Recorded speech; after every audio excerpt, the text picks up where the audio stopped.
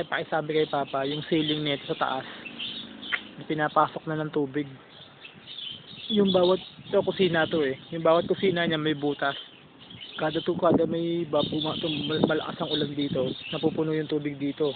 So bumababa yung lupa, lumalambot.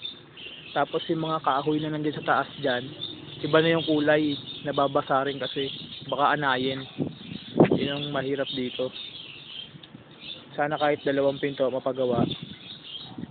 Tapos isa na lang ang mapurnada. O kaya kahit mapalitadahan lang tayo para maayos na. Kasi hindi na maganda yung hindi na maganda yung wall. Kahit palitada lang ng buong bahay, wala lang problema. Palitada lang. Para magandang manda lang yung tignan. Tapos yung wall hindi magtibag-tibag.